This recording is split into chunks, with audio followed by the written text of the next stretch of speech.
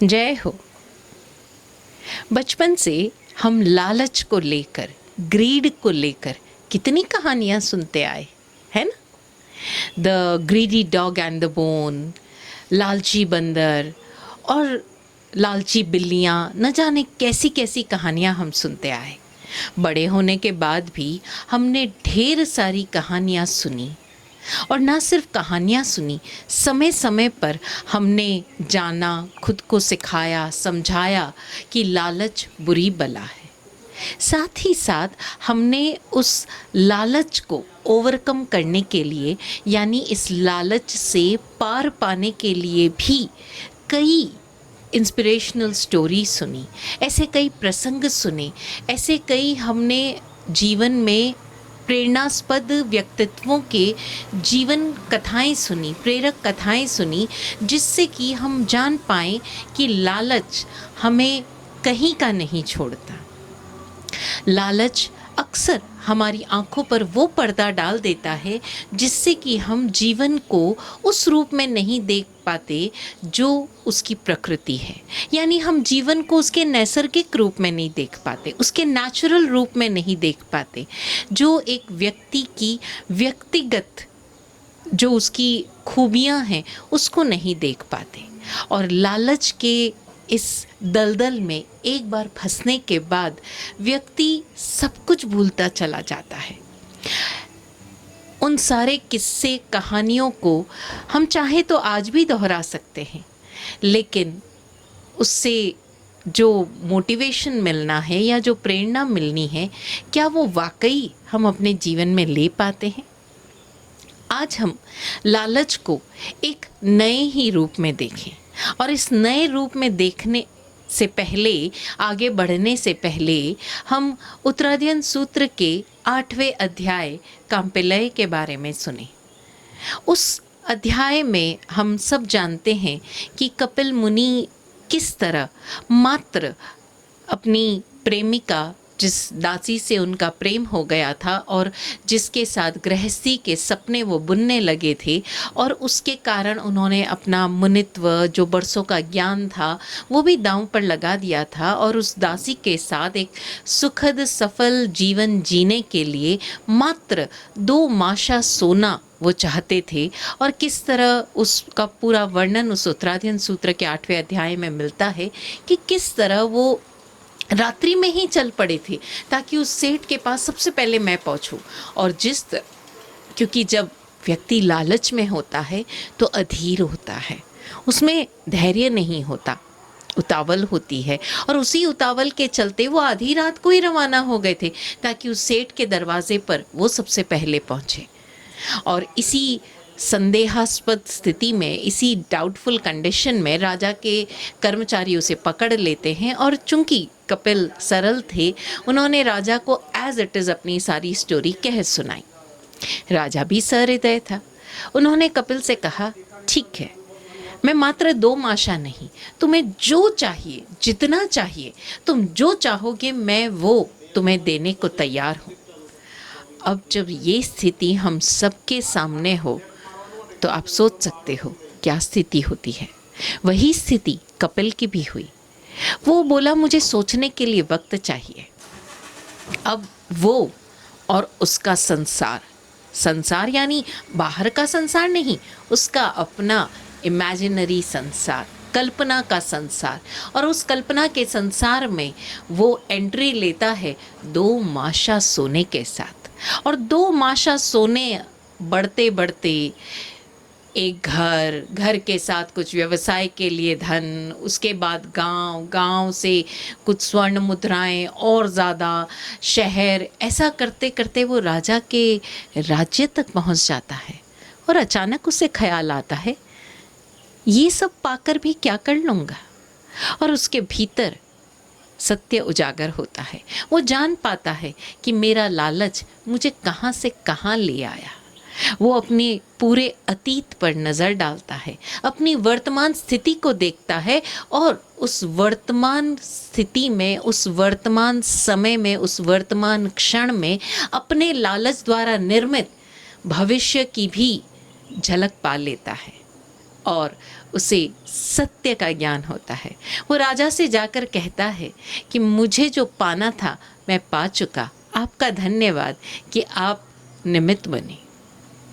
उस अध्ययन में आगे और भी वर्णन है कि किस तरह 500 तस्करों को कपिल मुनि अपनी इसी अनुभव का ज्ञान देकर उन्हें भी बोधित करते हैं। प्रत्येक बुद्ध कपिल का जीवन हम सब के लिए एक प्रेरणा है। लेकिन हम ज़रा अपने जीवन की ओर झांक कर देखें कि ये सारे प्रेरणास्पद प्रसंग, ये सारी प्रेरणाएं, ये सारे सत्य घटनाएं क्या वाकई हमें झकझोर पाती है? कहने को हम अपने सो कॉल्ड बड़े बड़े लालच या बहुत बड़े बड़े डिज़ायर्स को शायद एक सभ्य समाज में रहते हुए नियंत्रित कर पाएं, अपने लालच को कहीं न कहीं आवरित कर दें, लेकिन वो पूरी तरह से ख़त्म होता हो, ऐसा नहीं है। हम सबके भीतर लालच अनेक अनेक रूपों में विद्यमान रहता है। ज़रा छोटी छोटी घटनाएं हम देखें।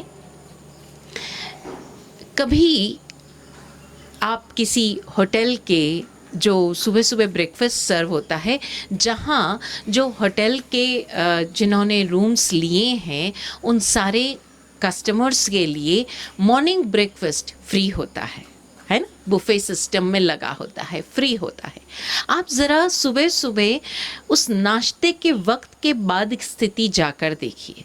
सुबह सुबह लोग जो फ्री नाश्ते का टाइम है उस समय जब वहाँ पहुँचते हैं, कुछ लोग बिना नहाए हुए क्योंकि लेट आकर सोते हैं, कुछ लोग अपने नाइट सूट्स में एंड वो बुफे पर जाकर अपनी प्लेट्स पाइल अप करते जाते हैं, एक के ऊपर एक ग्लासेस, 2-3 भर के जूस की ग्लासेस, दूध चाय सब एक साथ, दूध और जूस एक साथ, नाश्ता सारा एक साथ, फ्रूट सारा एक साथ, एंड वो सब भर भर के वो टेबल्स पर बैठे हैं। और कई बार तो माएँ अपने बच्चों को ठूस ठूस कर खिला रही है, और वो बच्चा नींद में है, वो कह रहा है मुझे अभी भूख ही नहीं लगी है, लेकिन माँओं को लगता है फ्री का नाश्ता है, खिला देना चाहिए, पेट भरा हुआ रहेगा। इसी तरह वो न जाने कितना कुछ खाना एक्स्ट्रा उठा लाते हैं, और जैसे ही नाश्ता ख़त्म होता है उन सारी प्लेट्स पर वो अनावश्यक झूठा नाश्ता वेस्ट होता है। क्यों? क्योंकि फ्री में था। हम इस फ्री के लालच में न जाने कितना अपना पैसा गंवाते हैं, कितना समय गंवाते हैं, कितनी एनर्जी गंवाते हैं।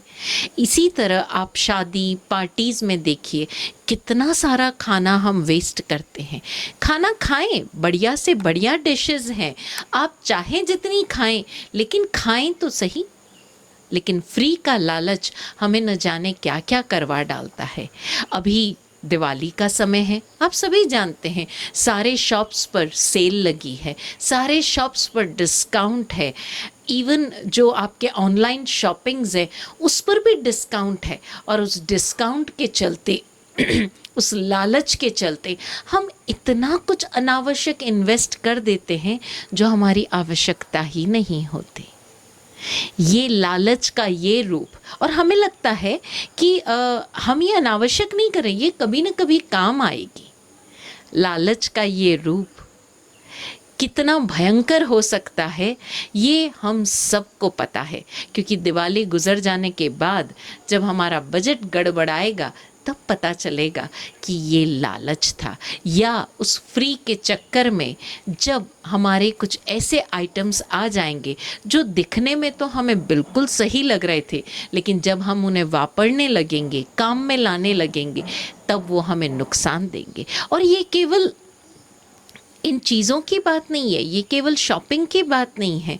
आप देखिए कई बार मदर्स अपने बच्चों को समाज में नाम पाने के लिए, फेम पाने के लिए, ये देखने के लिए कि ये कितना ज़्यादा इंटेलिजेंट बच्चा है, अपने बच्चे को एक ही साथ डांस भी करवा रही है, पेंटिंग भी करवा रही है, उसको कंप्यूटर क्लासेस भी भेज रही है, उसे न जाने क्या क्या चीज़ें सिखा रही है।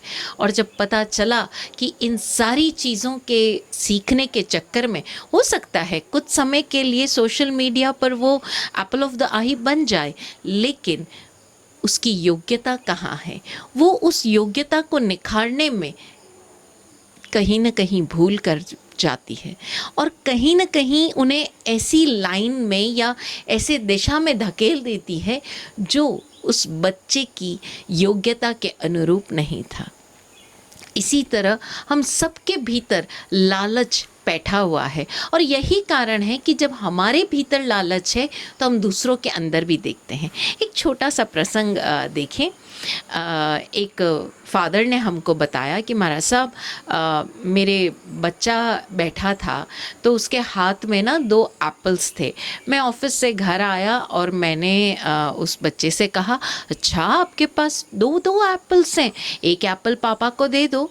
बच्चे ने एक बार अपने फादर की तरफ देखा और फिर थोड़ी देर बाद उसने एक एप्पल खाया। फादर को लगा कि चलो एक एप्पल का उसने बाइट ले लिया है तो अब दूसरा एप्पल वो मुझे दे देगा। वो अपने बच्चे को शेयरिंग सिखाना चाहता था, है ना। तो बच्चे ने वो कुछ सोच पाता या कह पाता, उसने अपना हाथ आगे बढ़ाया हुआ था, इससे पहले बच्चे ने दूसरे एप्पल से भी एक बाइट ले लिया। बड़ा गुस्सा आया फादर को, इतना लालची, अरे तुम्हारे पास 2 एप्पल है, तुम 2 एप्पल पूरे खा ही नहीं पाओगे, तुम एक एप्पल तो मुझे दे देते, तुम तो एक एप्पल खा सकते, मैं तुम्हें इतनी सारी चीज़ें ला के देता हूँ। उसे बड़ी चिंता हुई अपने बच्चे के भविष्य की, मेरा बच्चा इतना लालची, कोई चीज़ शेयर नहीं करता है, आज ये हाल है कल क्या होगा। मन है हमारा, जो चाहे सोच सकता है, और इसी मन की दुनिया में वो पिता खोया हुआ और गुस्से से भरा जा रहा था। इतने में उस बच्चा सामने आया और उसने एक एप्पल फादर की ओर बढ़ाते हुए बोला, पापा ये वाला एप्पल लीजिए, ये वाला एप्पल ज़्यादा मीठा है। पिता हैरान रह गया।